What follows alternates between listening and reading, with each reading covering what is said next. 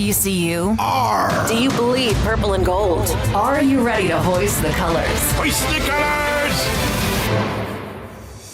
It's time for the most in-depth look into the world of ECU athletics. Welcome to Hoist the Colors with your host, Stephen Igo on 94.3 The Game. Watch the show live on Facebook and at 943thegame.com. Here's Stephen Igo. Welcome in. It is Hoist the Colors on a Monday, March 30th edition of the program. Pirates coming off a tough week on the diamond. We'll hear from head coach Cliff Godwin. ECU loses 2 of 3 to UTSA, the last in walk-off fashion, the second walk-off loss of the week, a 1-3 week overall. Tough times in Pirate Nation. The comments section is open if you want to vent on YouTube, Facebook, or X. Got a question, comment, concern, drop it there. We'll get to it over the course of the next hour. We'll hear from Cliff, which, full disclosure, we recorded this morning. We did get an injury update on a couple of pitchers. We'll have that. Kobe Weber, Gavin Van Kempen, and a few others. So we'll have that in our second segment. Also, we may have to hear some venting from our producer, Philip Pilkin, and that is because he is a Duke basketball fan, and Duke basketball lost in about the most epic way possible. So we'll get his take on that at some point during the day's show as he is in the middle of fixing his producer cam so we can get an up-close and personal look as UConn steals one to head to the Final Four. Intern Isaiah hanging out as well. But, man, tough week. ECU really a few plays away, arguably, from being 3-1, winning the midweek game at Duke. Instead, you get walked off there. UTSA looked left for dead through the first 6 innings in San Antonio of Sunday's rubber game. Now, with the help of UTSA, I think 3 hit-by pitches and an error, got back into the game, but took advantage of it, took the lead. 7-5 going to bottom of 9. All you need is 3 outs to secure your best series win of the season. Grab first place in the conference. Instead, Pirates can't hold on, end up losing in 10 innings. So we'll get into all that and more. All right, Lane Smith is in the chat. I figured he will be. He said, I want to see some hard questions asked. Not saying you don't ask them, but this is unacceptable. We are getting rinsed by programs that don't invest, and our pitching is not good at all. And we can't hit. More on that in a minute. Cameron says, our at-large chances are gone. I'm not sure if you can point to one main thing being the issue. It's a lot of compiling things that we have seen over the last few years. Although we hosted in 2024, the 2023 season is when issues started to arise, says Cameron. We had some misses on the recruiting trail, then lost players to the portal. With that comes a lack of depth. He adds, quote, we have been consistently bad and getting worse with quality at-bats. We have players hitting over 300, but mainly singles. Most top teams now have close to 40 home runs or more at this point. We're in the low 20. Quote, also, UTSA, crappy stadium, but at least their field turf matches normal field. So a lot of venting going on in the chat. Also, Scott Lorbatcher saying, quote, message board clown here. Curious how we had 3 save ops and our closer wasn't there for any of them. So, look, people are frustrated. I get it. ECU baseball has a high standard. They have not lived up to that standard really for the last regular season and a half. Obviously made the run last season. We can get into the big picture stuff if you guys want to. You know, my interview with Cliff, full disclosure, like, I can ask him big picture questions. He's going to want to stay on this year's team. He's not going to give up on this season. And so that's mainly what I can ask at this point. Now, us in the media, we can discuss what's gone wrong for the program. I do think you losing series to UTSA 3 seasons in a row says a lot. You know, there's circumstances with each of those series, but at the end of the day, the Roadrunners have beaten ECU head-to-head 3 consecutive years. And at this point, would probably be projected in the field, and ECU would not. So how did we get here? That's a long answer. I do think ECU, talent-wise, has missed on some players in the recruiting classes of the last few years, and then some transfers have been hit or miss. And then also you've had the reality is the injury bug for this specific team, although there are more overall things to look at. This specific team, if you had a Colby Weber or a Gavin Van Kempen, just one of the two, I think you go 3-1 this week because the reality is you would not have to use Sean Jenkins last Sunday, which would have made him available for Duke. He probably closes that game. Then if you get to the weekend, you don't have to go to Sean Jenkins in the second inning. You maybe don't have to go to Joseph Webb twice in the same weekend when it's kind of shown he's not great throwing twice in the same weekend or span of a few days. So those 12, 13 innings you were getting from Van Kemp and Weber are costing you right now. Ryan Towers, Brett Antolik have not stepped up in the times they've been called on as starting pitchers, and that's had a trickle-down effect, and at least in their most recent outings. So, look, there's a bigger overall problem that is being exacerbated by the recent pitching injuries. You take away 2 weekend starters from any program in America, and it's going to show in a big way, and I think it's showing right now. So, look, should ECU have still closed out one of these games? Probably, but I think we're seeing a trickle-down effect from that, and the Pirates are going to have to find a way to overcome that. I don't think their at-large chances are gone, Cameron. I'll get to that more in a minute, but they are becoming dire. And this is a second straight season, Phillip, where realistically the expectation of the program that Cliff Godwin and his staff and players have they've set a high standard, and right now for the last year and a half of the regular season, ECU has not met that standard. No, they haven't. I think part of this is the times, right? I just think that East Carolina being a shoe-in host, those days might be done. It's the same reason that back-to-back years now we've not seen Gonzaga in the second weekend of the tournament. With that being said, they're going to have to find a way to adapt to the new world, and it's really tough. And when you look at a program like UTSA, you almost wonder, Stephen, is ECU's previous success and great job they've done recruiting hurting them more than it's hurting UTSA? Because if I'm an SEC program and I see that a young man was coached by Cliff Godwin and has played good at East Carolina, I might be even more likely to go out there and try and poach him, Bristol Carter, Zach Root, than now pitchers. I guess maybe it's not a good example because if you're a dog, you're a dog. But then poaching guys from UTSA. And, that's the tough thing. I think East Carolina can still be in a spot where you feel good about being an at-large every year, host every 3, 4, 5 years. But I think the days of being a top 16 guaranteed are done. But again, how do we counter this new world? And I think maybe that's it. Maybe they're almost recruiting too well because the guys are getting poached so early in their time here at ECU by big programs. And that sounds crazy, but some of these teams, maybe they have a little more continuity because they're not quite they don't have as dominant of players as ECU's had in the past. And now here we are kind of with ECU. All the dominant players have been poached, and now you've just got a handful of decent guys. So, I don't know. But, I think the home runs is definitely a part of it. That's the problem. This team can't change the game with one swing of the bat.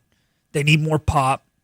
Somebody, I can't remember who it was because there was a lot of comments, made the comment like there's all these dudes hitting 300 and they're all singles. Yeah, no, that's right. I mean, you need guys who can get on base, but you need guys who can change the game with one swing of the bat too. So, I don't know. Cliff Godwin is going to adapt. He's going to figure this out. This team, you and I were talking about it a few hours ago, Steven. Like, technically an at-large is not out of the picture. We're 52 in RPI.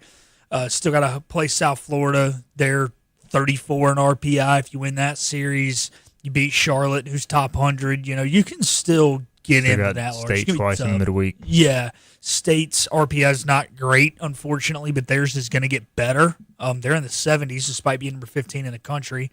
Duke's RPI has gone up over 40 spots in the last week due to beating ECU and beating Florida State. Their RPI should be up in the 70s here in the next couple weeks. So there's opportunities. Wilmington's RPI is pretty high. So you should have to win. And right now they're not winning, but we were talking about it earlier. They won 8 and 9 over there in a span, so it can be done. Pirates 52 in their RPI, 25th strength of schedule nationally right now. So in 3-5-1 quad 1, 3-3 quad 2. So the numbers aren't terrible, and I get it. Look, it's not. I know people want to think the world is ending, and that's fine. I mean, I agree. This season has been a letdown compared to expectations going in, but I would not agree that the at-large chances are over. Now, if you go out and you lose another series to Charlotte this week, you go 1-3 again. At that point, you're fighting an uphill battle. But yeah, South Florida top 35 RPI right now, 22-6. Charlotte top 60 RPI. State, Duke, State. You've got those 3 games left midweek, so it's not done. And you've played a tough enough schedule to give yourself a chance if you can get to the 36 win to 38 mark, maybe get on the bubble. But you also just want to set yourself up too for a chance in this conference tournament with the new format. So the power thing is a major problem. And I'm not trying to make excuses, but the reality is ECU expected to have Braxton Trammell and Jack Vogeley in the lineup, who were probably both double-digit home run candidates. Those guys are injured. Would Vogeley have been that? I don't know. The start to the season wasn't great, but he never really got a full shot. Doesn't sound like he's going to be back anytime soon. I think the Trammell injury is hurting more than we even realized at the time. Some other guys haven't necessarily developed in the power department like we thought they would. So I don't know. It is a weird mix because the approach and the numbers as far as few strikeouts, high on base percentage between walks and hit by pitch are outstanding, but it's just like the runners in score position, the lack of pop has come back and bit them. Scott Lorbatcher says Coastal doesn't have these excuses to make, neither does Southern Miss, with getting guys taken from it. And I would say I agree, but here's my question on those programs.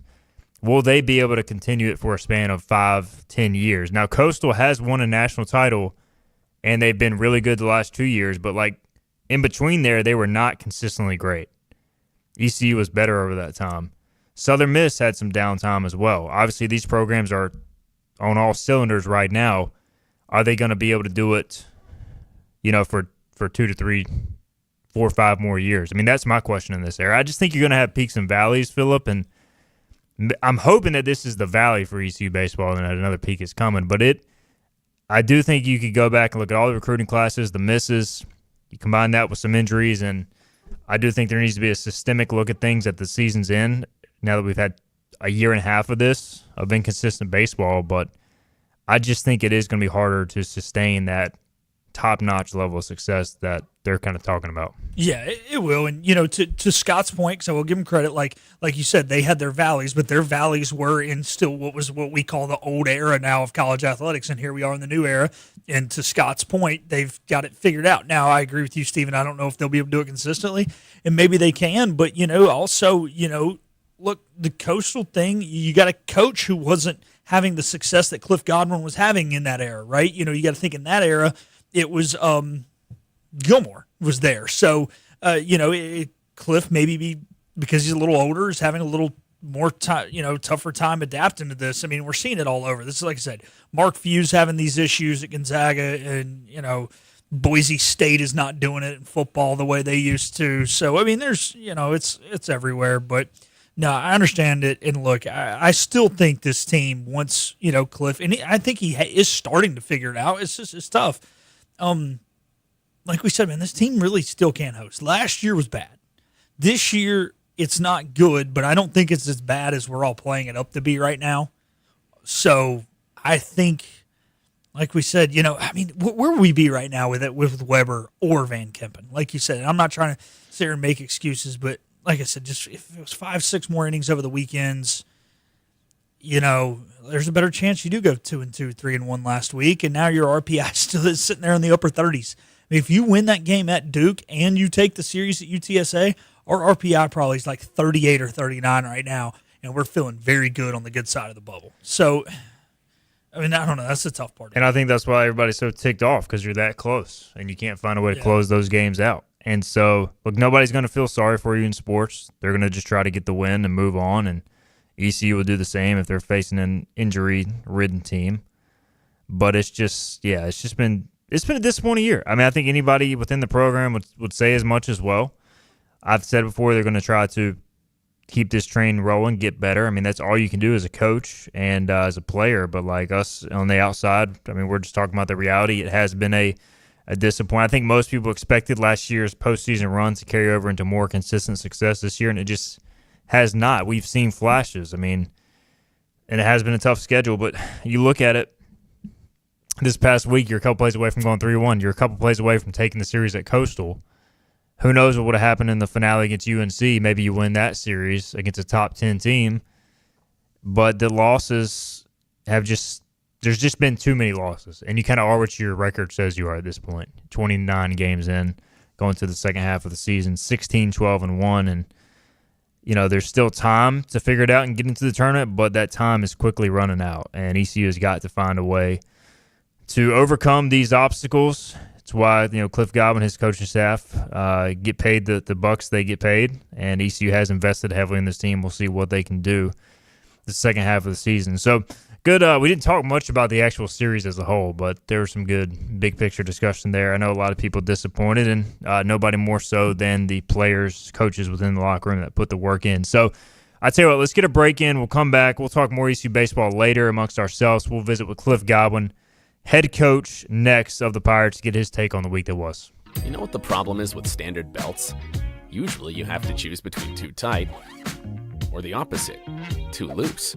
But with Anson Belt and Buckle, you don't have to choose. We got rid of the holes and instead have a track system designed for micro adjustability. That way you can enjoy a perfect fit every time.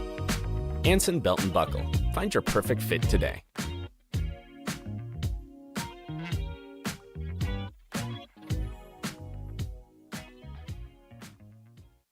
Healthwise Pharmacy rounds the bases with all of your infusion, retail, compounding, and medical equipment needs. Locally owned and operated by pharmacist Marcy Parker, Healthwise has grown to be your most trusted provider for infusion services. Currently providing in-home or on-site infusions in North Carolina, South Carolina, and Virginia.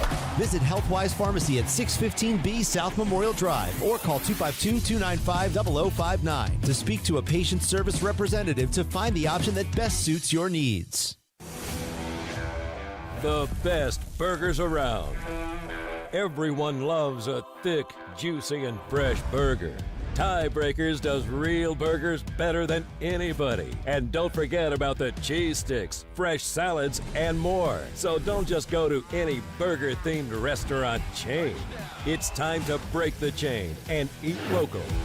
Tiebreakers, burgers and sports at its best. Go Pirates! Arrgh! In this age of globalization, we've learned that bigger isn't always better. Ever tried to get phone help from a big corporation from a real person? Right. That's what's so nice about Phelps Chevrolet. After more than 50 years serving our community, Phelps remains family-owned and operated. Mike, Daryl, Wave, West, Alan, and Clay deliver hometown service and integrity, same as always.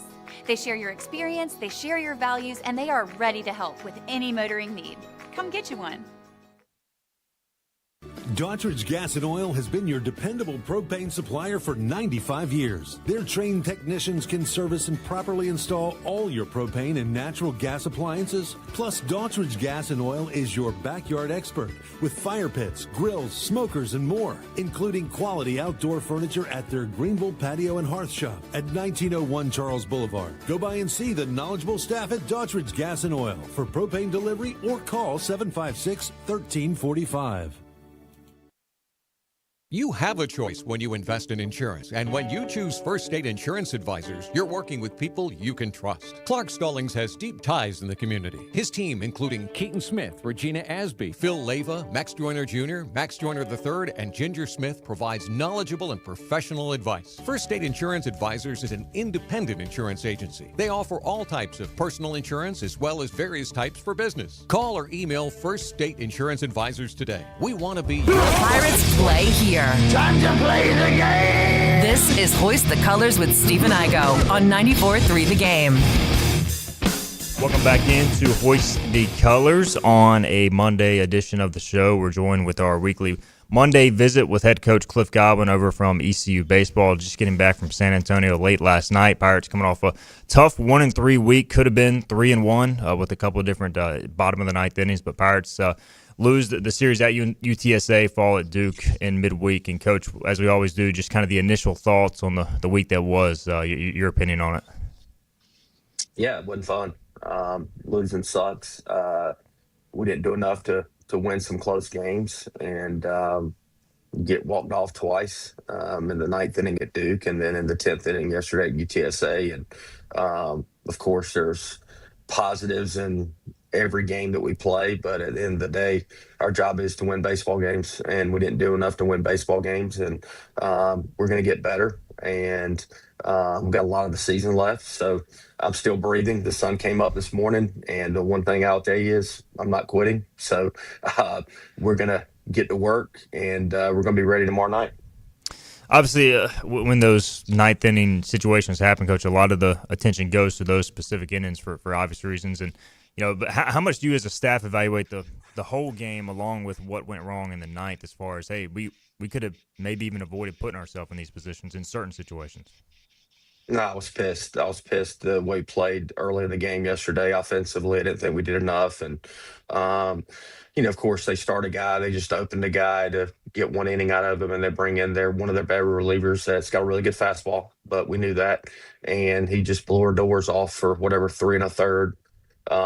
And that's not good enough. And we have good enough players to make that adjustment. So, yeah, there was enough blame to go around everywhere yesterday. Offensively, on the mound, you can't have 6 freebies in 2 innings and think you're going to close out a baseball game. One of them, yes, was an intentional walk to not pitch to their best hitter with the tying run at second base, the third base was, to put him within one in the time run at second base. And next guy got a hit. So, but you can't have 6 freebies in the last 2 innings and expect to win the baseball game on the road.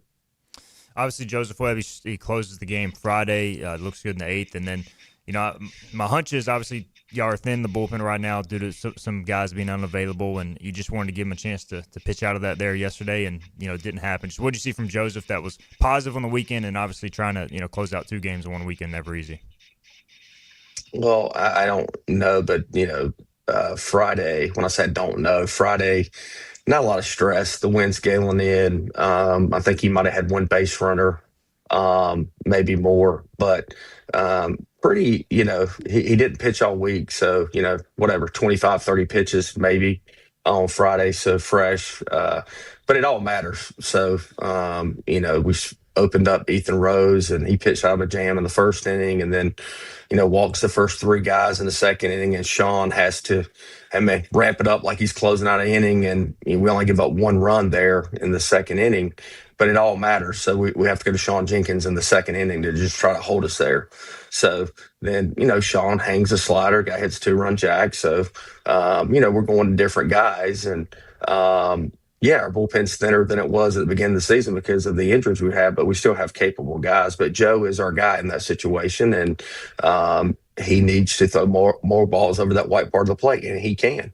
And he has done that. So it was a positive that DiLorenzo and Boucher and Marley, only gave up 1. I guess they didn't give up any runs on Saturday. So after the 5-run first inning, so it was good to see those guys pitch well. And we're going to have to be creative with our pitching staff, which we will be. We've done that in the past.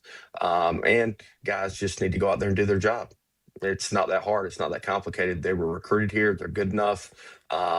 We will coach them. We will educate them on what they need to do to get better. But at some point in time, they got to go out there and do their job. And we'll get them to do their job.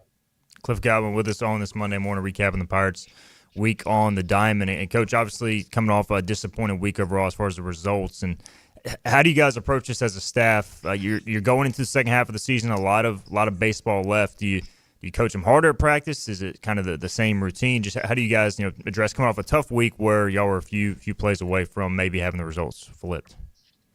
Yeah, we got to tighten up the screws a little bit. I mean, at the end of the day, everybody, wants to play, of course. But we're all in this together. So we got to tighten up the screws a little bit. We got to be a little bit more fundamentally sound in different areas, throwing more strikes when we need to, getting more clutch hits when we need to, or more quality at bats. That's the thing. You look at our stat sheet, we should have more wins from what our stats say.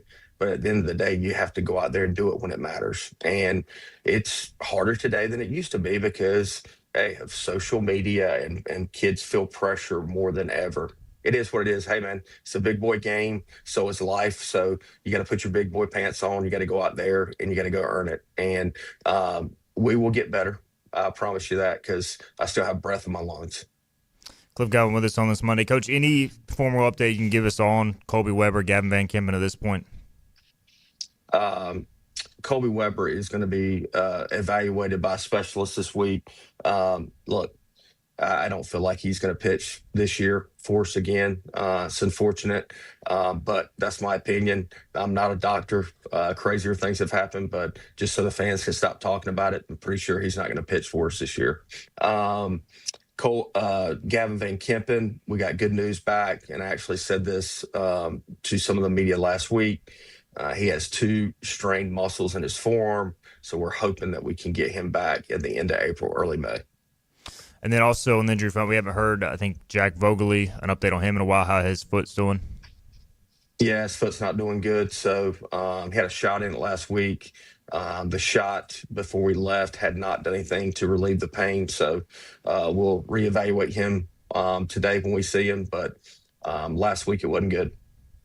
Cliff Godwin with us on this Monday, Coach. I did want to focus on obviously a few positives, and Ethan Norby was one of those in a major way on Friday, and got back to being vintage Ethan Norby, immaculate inning, which you rarely see in baseball at any level, and just talk about his performance Friday and how good it was to see him be Ethan Norby that we kind of know he can be.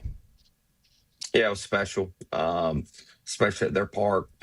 It was a tough offensive day. I mean, the wind was affecting the game probably as much as maybe 2 or 3 games I've ever coached in my life. But, man, he was really pounding the strike zone with multiple pitches and looked very sharp, and his competitive spirit was really good. And he just did an unbelievable job. I think he punched out 12, didn't give up any runs, pitched out of a jam, I think, in the 5th inning, and just gave us a chance to win on Friday night. And he did his job. It was awesome to watch. And you mentioned it on Saturday, but Jackson DiLorenzo goes in. I don't know if we've seen him throw that well since maybe his freshman year, and it looked like a changeup that he was utilizing a lot. That got a ton of whiffs. And how much has he been putting in the work with AK? And how good was it to see him get those results? Yeah, it's awesome. He's been chomping at the bit, but yes, it was a changeup. That's a pitch that he's developed over the past several months, and it's a unique pitch, and it's a swing and miss pitch, and it's given him a lot of confidence. So, Coach Knight, Jake, D'Lo have worked very hard on that. So you'll definitely see him out there more. And also Boucher as well. I know he came in through just the one pitch yesterday, but seems to look really comfortable, spinning the baseball. And is he a guy that you guys could rely on more in the bullpen going forward?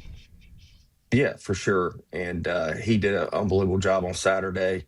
Of course, I got ejected, so I didn't see the home run, but I saw the 9th inning, and it was very, very clean, multiple pitches in the zone for strikes.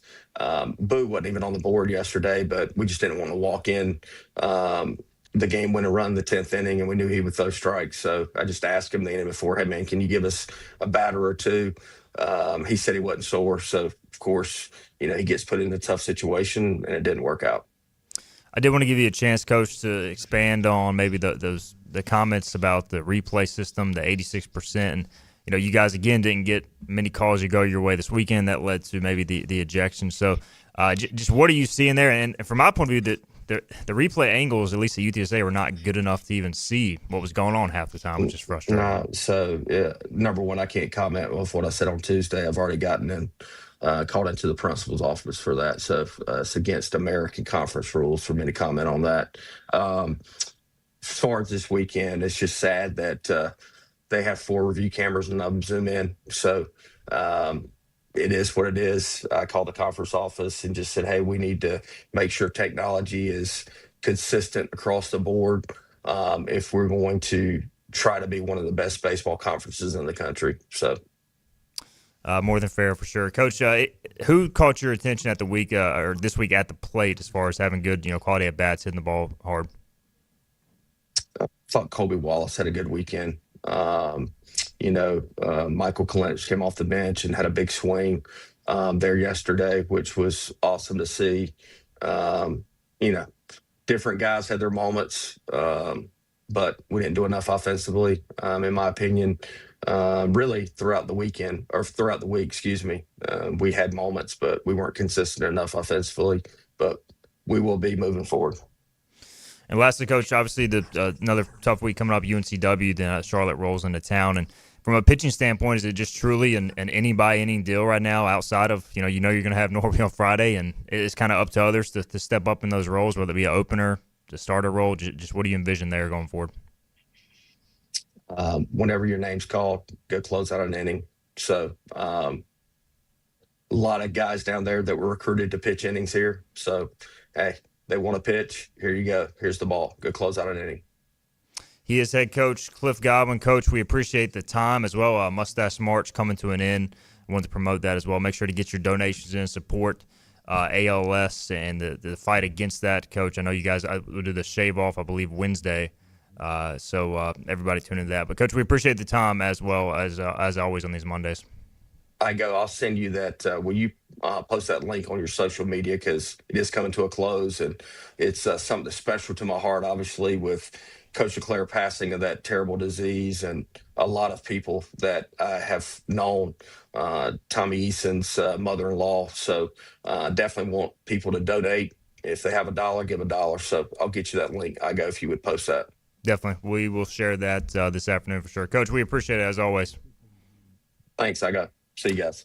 All right, that's Cliff Godwin on this Monday. We'll get a break in. We'll come back. More Hoist the Colors on the way. This is about you, your family, and the health of all who live in Eastern North Carolina. This is about the transformation of a health system into something more powerful and more human. About creating new ways to treat disease and keep you well. This is about ECU Health, which is to say, it's really all about you. ECU Health. Minds, hearts, purpose. You have a choice when you invest in insurance, and when you choose First State Insurance Advisors, you're working with people you can trust. Clark Stallings has deep ties in the community. His team, including Keaton Smith, Regina Asby, Phil Leyva, Max Joyner Jr., Max Joyner III, and Ginger Smith, provides knowledgeable and professional advice. First State Insurance Advisors is an independent insurance agency. They offer all types of personal insurance as well as various types for business. Call or email First State Insurance Advisors today. We want to be your trusted choice agency. Acre Station Meat Farm, along with Lane Angus Beef, bring you Farm to Fork Beef. Stock your freezers now with affordable beef boxes, just in time for the grilling season. Farm to Fork Beef brings quality local beef to your family. From your traditional butcher shop, Acre Station Meat Farm. Come on down to Acre Station Meat Farm and find out why we're #1 in fresh cuts and friendly service. Acre Station Meat Farm, Highway 32 North, Pinetown. In Eastern North Carolina, people appreciate things that are straightforward, honest, and dependable. For decades, our team has focused on cutting through insurance complexity for the communities we serve. And now, we're bringing that same mindset to our name. We're Flatlands Insurance Group, a simpler name that reflects the same local team, the same values, and the same commitment to the great communities we feel blessed to be a part of. Flatlands Insurance Group, your whole world is covered. At National Finance, we're all about hometown support, just like ECU football. National Finance helps us win on and off the field. They've got your back when you need it most. Fast, easy personal loans for life's big plays. And just like us, they're committed to Eastern North Carolina. National Finance, proud supporters of ECU athletics. Visit nfcmoney.com for loans as fast as today. Make every day electric on the Kawasaki Electro 20 electric balance bike. Maximize the fun with long run times, impressive top speed, and Kawasaki build quality. Easy adjustability and smooth handling make everyday riding more enjoyable. And the standard MTB type tires provide off-pavement capability. The Kawasaki Electro 20 is the electric balance bike that's built to rip. Go to Ron Ayers Motorsports, Memorial Drive north of the airport, Greenville. Get ready to board. We're live with Steve and Igo on 94.3 The Game. Now, back to Hoist the Colors. All right, welcome back in. Third segment here, Hoist the Colors. We just heard from head coach Cliff Godwin on the week that was, and got some injury updates to pass along. Gavin Van Kempen could be back by late April, early May. Forearm strains he's dealing with, but at least it doesn't look like it'll be long-term. And then Colby Weber, doesn't sound like they're going to count on him to pitch again this year. I've heard they don't think it's super serious, but as Cliff said, they're going to send him to a specialist. And so with his future ahead of him and his talent, they're not going to be but so pushy as far as getting him back sooner than he needs to. You don't want to risk a long-term injury with Colby Weber. So Gavin Van Kempen could be back. Weber unlikely as of now, and the Pirates will try to figure it out on the mound. I was running some numbers. Outside of Ethan Norby and Gavin Van Kempen, over the last few starts, ECU has got basically nothing from its starters since these injuries started to mount. Obviously, Ethan Norby, phenomenal on Friday. We can talk more about that. Probably need to. But on Saturday, Ryan Towers, maybe it was a freak deal because he had been good as a starter before Saturday. He didn't give you a single out, 5 at-bats, 5 hits allowed. On Sunday, Ethan Rose got the start in an opener role, really struggled with his command. After getting through a jam in the first, walks the bases loaded in the second, you get 1 inning out of him. And then going back to the last Sunday, Brett Antolik against UAB, a UAB club that, by the way, swept its weekend series against Tulane. Antolik ended up giving you 1.1 innings. So that's 2.1 innings in your last 3 starts by guys not named Ethan Norby and Van Kempen before his injury. So, look, even if you go the opener route, Phillip, they're going to have to figure out something to get some sort of length because, Cliff kind of mentioned it. You can't go to Deshaun Jenkins in the second inning. I mean, like, they kind of had to this time, but from a sustainability standpoint, that's not something you're going to be able to count on. So they got to figure out something just to get some sort of length in these games. They do. And look, I'm all for giving Ryan Towers another shot, right? I mean, everybody has bad outings. I mean, hell, Paul Skeens gave up 5 runs the other day in 2/3 of an inning. So not saying Ryan Towers is Paul Skeens, but Ryan Towers has shown, I think, more times than not when toeing the rubber this year that he can be a pretty decent pitcher. So I'm okay with that. I wonder what the status of Frank Saccone is. He has not pitched well this season. But if you look at his numbers at his previous stops, well, he's been crap out of the bullpen. Let's just call a spade a spade. But when he was a Friday night starter, he had an ERA in the low 4s, which, not phenomenal for a Friday night guy, but definitely a comparable starting pitcher. So you wonder if, is he a guy that you could come out there on a Sunday and say, look, Frank, give me 4 innings of 2-run baseball. That's a 4.50 ERA. But I think we can live in this league on Sundays with a 4 innings out of a starter allowing just 2 runs. Heck, if he goes 4 innings and allows 3 runs, I wouldn't even be that upset about it. As long as they're contact outs or your contact base hits and not walking guys, not giving away free 90s. So is that a possibility? Antolik, he's definitely better when he starts, when he comes out of the pen, but I wonder if he still just hasn't gotten in his groove yet, Steven. I wonder if he needs another offseason to really hone in on it, figure this out, because he's been a disappointment. I think when he pitches well, you see that he has good stuff. I just wonder where his body's at and therefore where his head's at. And the tough thing is you're not at a time that you can really just throw what-ifs out there. The problem is you got a lot of what-ifs. I mean, I feel like every scenario we're running over from a pitching standpoint is just you're going to have to throw it at the wall and see what sticks at this point, man. I don't know. I'm with you. I'm with you on a couple things. Towers, I'm not willing to give up on it yet. Yeah, it was a tough start. And yes, give UTSA credit for being ready to go and just hitting everything he threw. But before that bullpen stint against UAB, he had thrown 9 consecutive scoreless innings as a starter. Now, the competition was Old Dominion and Elon. 10 consecutive, technically, if you go back to the UNCW game. So, I still think there's more there. Saccone, we just haven't even seen him start a game all year. So, look, UTSA, on Friday, they used a guy who didn't pitch again all weekend, didn't record an out, and they made it work. Now, that was a loss, but their pitching staff did okay that game. Sunday, they used an opener and then went to one of their top bullpen guys. And ECU's just going to have to figure something out. Who's going to be able to step up and handle that starter role, even if it's in an opening capacity? Just give me 2-3 innings on a Saturday or Sunday. Just give me something to have some hope. And I think they tried that with Ethan Rose, but you just can't walk 4 people in an inning of work and fulfill that role. And I do think Rose can be that guy, maybe. Maybe we see Charlie Hoagland get a shot in that opener role. The other thing, we didn't see Nick Moran this weekend. I thought he did okay, probably pitched better than his line indicated against Duke as a starter. So It's just not great, though. You look at the options. The one positive is Ethan Norby showed he can still be the guy leading the way, and they're going to need that more times than not, because if he doesn't give you 4, 5, 6, 7 innings, then you're going to have a real problem. You are, and that was vintage Ethan Norby, man. He had command. He was able to throw the fastball to the glove side with movement, which has been something that he struggled with early in the season, as well as having the changeup, which is something that's been good, but it seems like when the changeup's on, maybe some of the other stuff's off. This was the most complete performance Ethan Norby has had really probably since the Florida game last year, and maybe it was even better than that. So, great job. I don't think I'm really telling tales out of school here, but Dylan Johnson said he was walking off the field with the radio equipment and has heard some of the staff guys at UTSA talking to each other going, well, glad we don't have to see that dude ever again.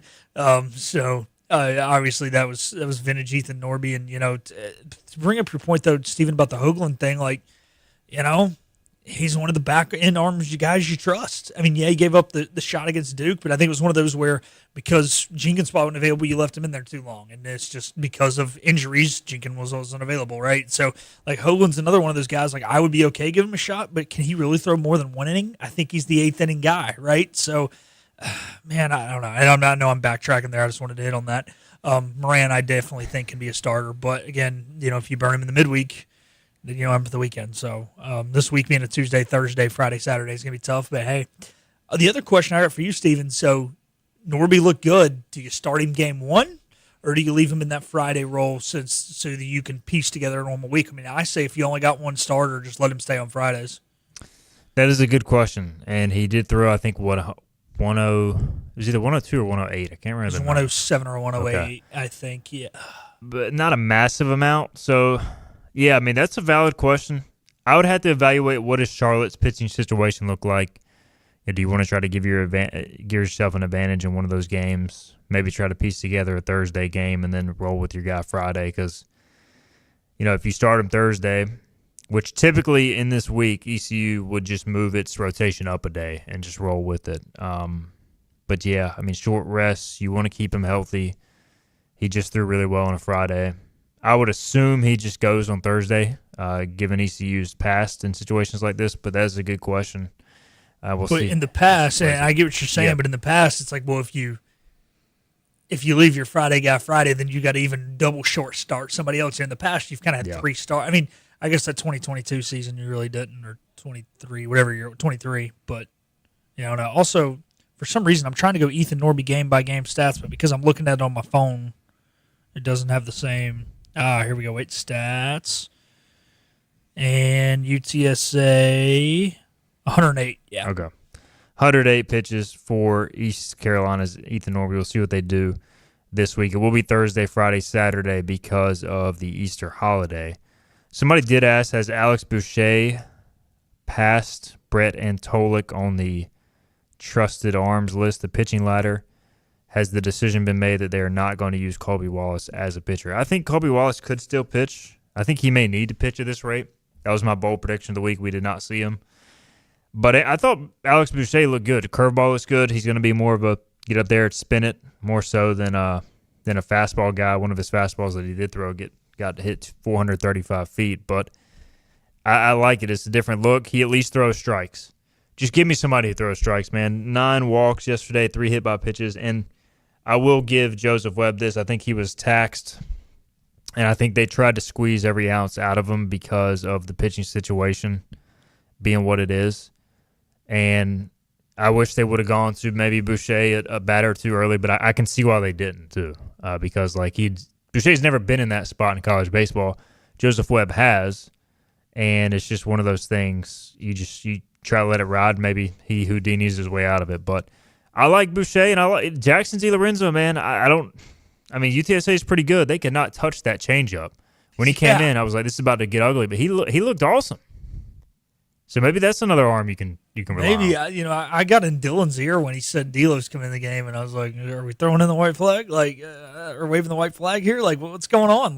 Usually Delo's been mop-up duty, but hey, sometimes that's all it takes to get a young man's confidence up. So we'll see.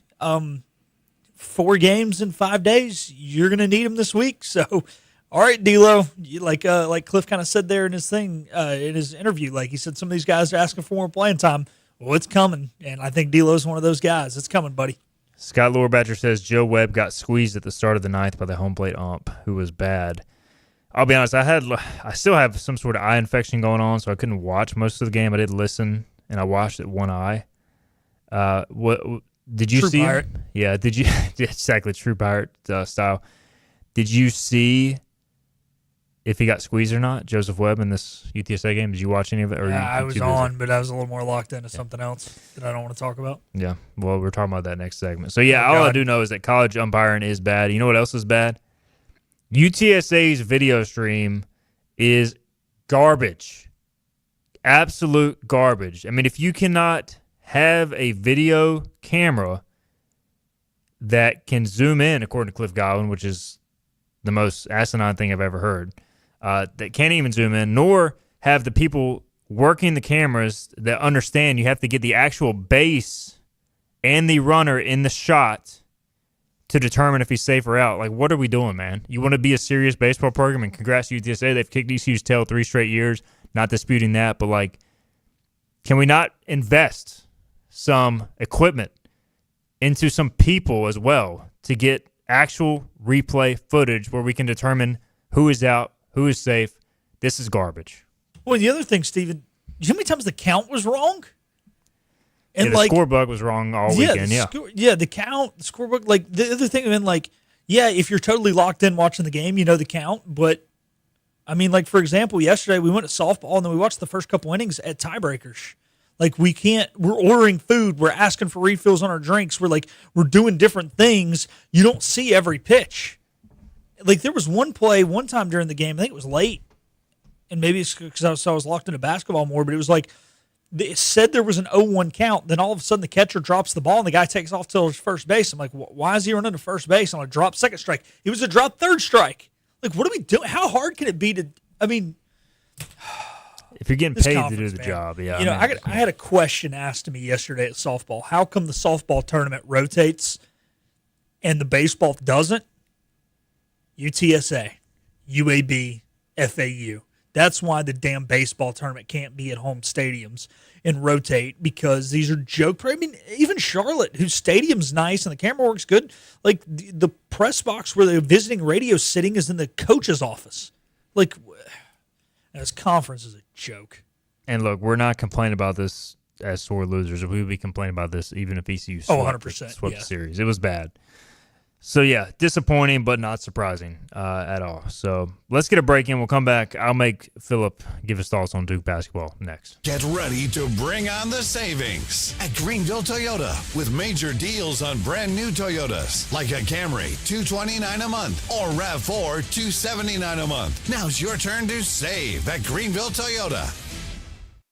Daughtridge Gas and Oil has been your dependable propane supplier for 95 years. Their trained technicians can service and properly install all your propane and natural gas appliances. Plus, Daughtridge Gas and Oil is your backyard expert with fire pits, grills, smokers, and more, including quality outdoor furniture at their Greenville Patio and Hearth Shop at 1901 Charles Boulevard. Go by and see the knowledgeable staff at Daughtridge Gas and Oil for propane delivery, or call 756-1345. In Eastern North Carolina, hard work matters, and it always has. At Flatlands Insurance Group, we've been showing up for our neighbors since 1963, helping families and business owners navigate change, weather tough seasons, and keep moving forward. Decades later, our purpose hasn't changed: to help protect what you've poured your time and energy to, from your home to your health to whatever comes next. Flatlands Insurance Group, your whole world covered. Your confidence makes everything look good. You see the world in vivid color, not black and white. Swing through your neighborhood Fantastic Sam's Cut in Color and let our experienced stylists take you from everyday to extraordinary. Fantastic Sam's hair salons are locally owned and operated. Our full-service salons are conveniently located in Goldsboro, Kinston, Greenville, New Bern, Jacksonville, and Calabash. Stop in today at Fantastic Sam's, where the possibilities are endless. At National Finance, we're all about hometown support, just like ECU football. National Finance helps us win on and off the field. They've got your back when you need it most. fast, easy personal loans for life's big plays. And just like us, they're committed to Eastern North Carolina. National Finance, proud supporters of ECU Athletics. Visit nfcmoney.com for loans as fast as today. Your future is full of possibilities, and Pitt Community College can help you explore every option.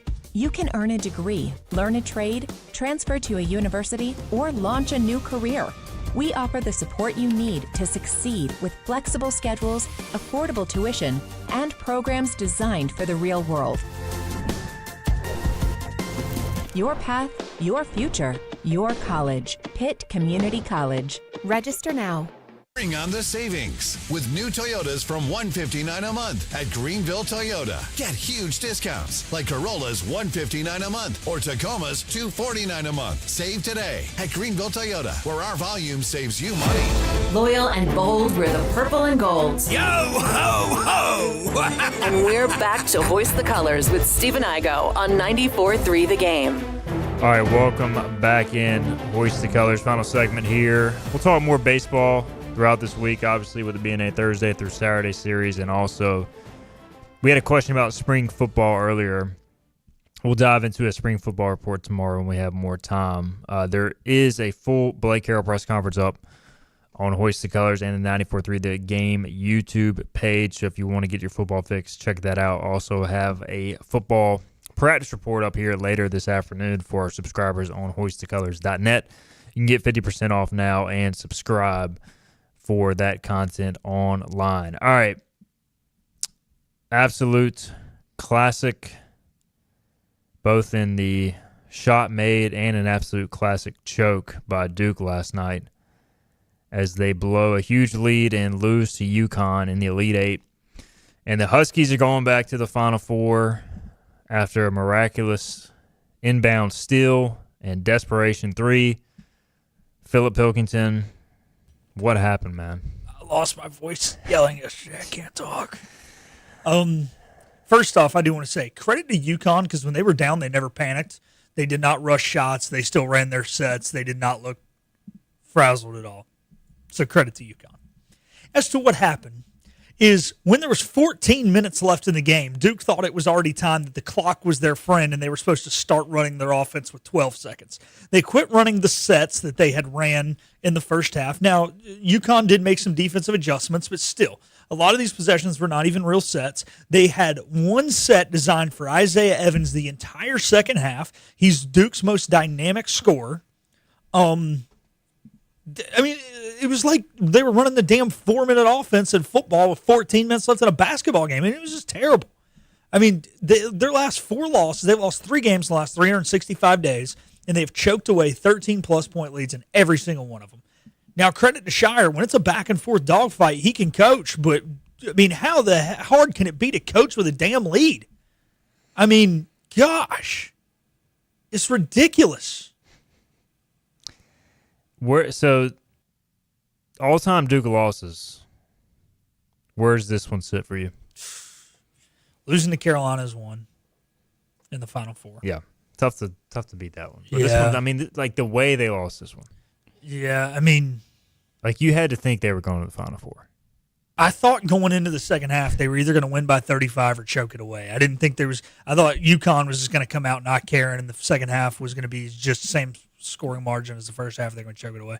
My dad said he looked at my mom, the under-16 media, is like they're going to lose. I mean, that's the problem. When you know that there's a chance, you should be able to feel comfortable with a 15-point lead at halftime and a 19-point lead at one point in the game that you're going to close it out. You should feel comfortable when you're the number one team in the country and you've got that. It's different if you're a fluke up that much, but when you're supposed to be the better team and you're up that much, and you're sitting there going, damn, I think they're going to blow this. I mean, when UConn cut it to 7, I was like, this crap is over. I mean, it's ridiculous. It's the same freaking story against Carolina, the same one against Texas Tech, the same one against Houston last year.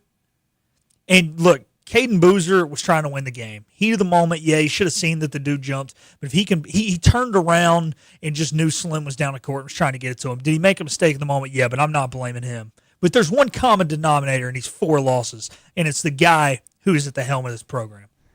Hashtag fire John Shire? Question mark? Hashtag leave his ass on the tarmac and don't even make him hitchhike back. Take his phone so he can't get an Uber. Take his wallet so he can't book a flight. Tell him to hitchhike like he's David Allen Coe getting a ride to Nashville from the ghost of Hank Williams. RB Pirate says that the Duke blown lead feeling coming is like the feeling ECU has up 2 runs in the 9th. Yeah. At this point, yes.